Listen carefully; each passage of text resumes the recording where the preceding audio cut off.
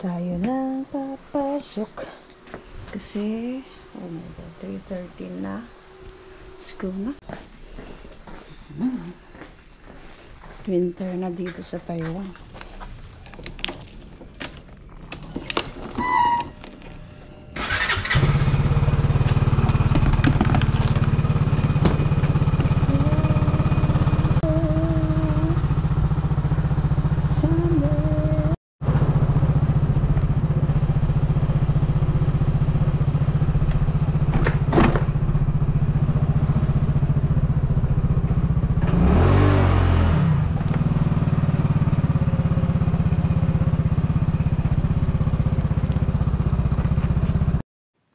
At dito nga ako ipabiyahe na, pupunta kasi akong 7-Eleven dahil bibili ako ng aking baon.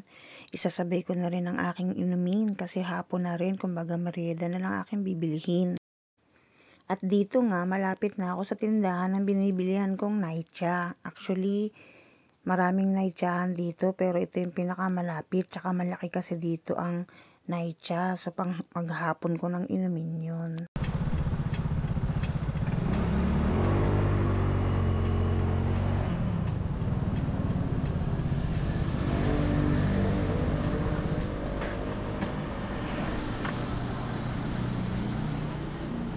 Naicha, popa, ika, tata.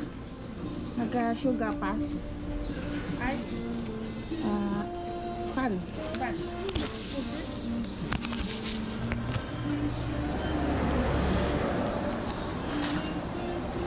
Thank you.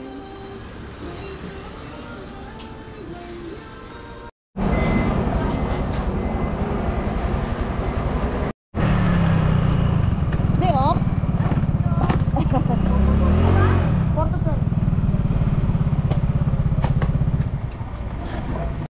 Habang pupunta nga ako ng 7-Eleven, nakita ko nga yung ka-department ko. Siya kasi night shift pa. Galing din siyang day off. Kaya mamaya pa yung pasok niya, 12:00 ng gabi. So, nandito na ako sa 7-Eleven. Bibili ako ng baon kong tinapay para mamaya meron ako makukutkot pag ako'y ginutom. Ito na yung aking napili. Hindi to talaga yung paborito ko pero wala na akong choice. Kailangan ko ng bilisan kasi marapit na rin akong malate.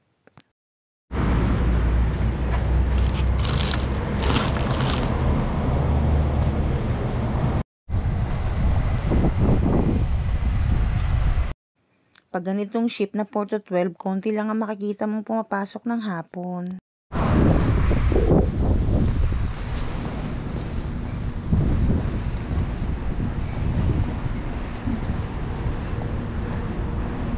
Galing sa labas, maglalakad pa ako kasi medyo malayo pa yung aming department.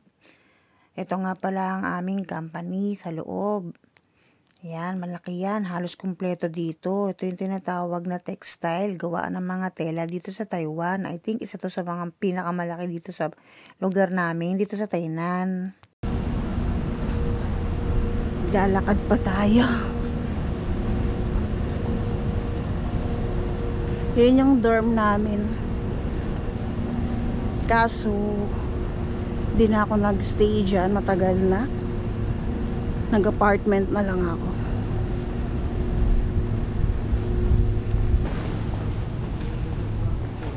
For shipment na yan.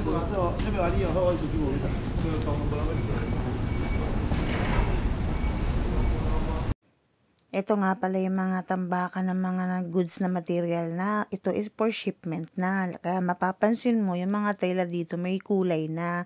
So depende yan sa mga request ng mga customer ko anong kulay ang gusto nila. Gustuin ko mang kumuha pero bawal. Syempre yan, paborito kong kulay yellow. Pero wala ako niyan kasi natakot akong kumuha. Simula pa lang din sa entrance, maglalakad ka na, lalo na sa loob. Naku, yung 8 hours mo, sulit na sulit talaga sa paglalakad. Gamit na gamit ang mga paa mo. So, medyo nagmamadali na ako dito sa mga oras na to kasi kailangan makapunta na ako sa area ng mas maaga. Pero sa oras na to, ako'y late na. Pero okay lang yun. Pag pinagalitan, takpan ko na lang ang tenga. Palabasin ko na lang sa kabila.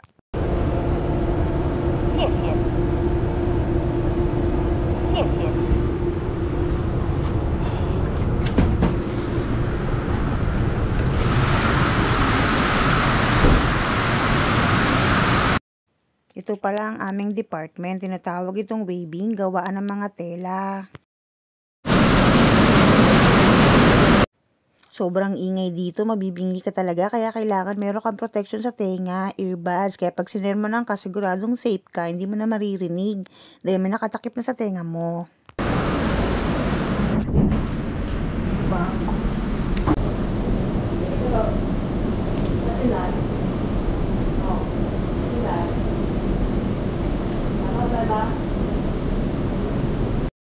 Mag-aalas 4 na, so mag-umpisa na ako magtrabaho, magpapanggap na naman ako nito. Hi, bye muna guys, bye!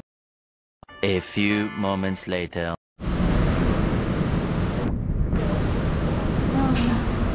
Ito guys, out na ako, alas 12 na ng gabi, grabe, para maghihiwala yung kaluluwa ko sa pagod. Sulit na sulit talaga magtrabaho, iba talaga pag textile ang company mo, pero kailangan wala tayong magagawa, tiyaga lang talaga.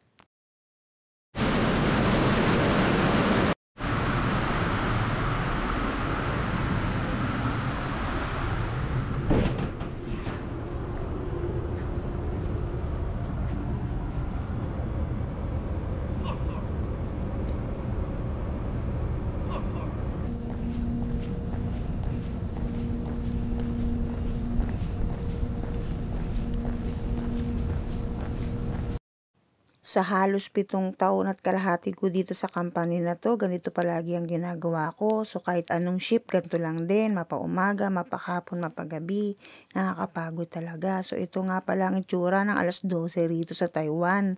Wala ka talagang makikitang tao rito. Except sa mga pauwi na, pero mostly wala talaga. So hindi naman din nakakatakot.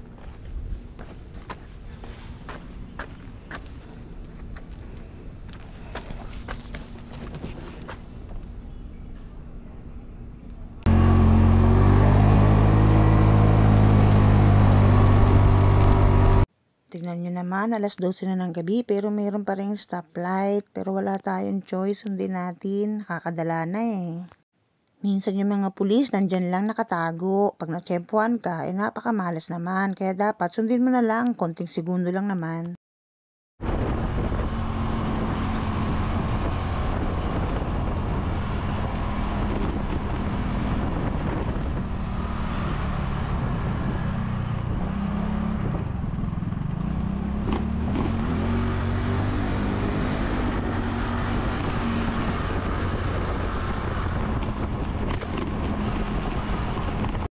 Dito sa iskinitang to, medyo kinakabahan ako kasi malalaki yung aso dito. Buti naman, wala.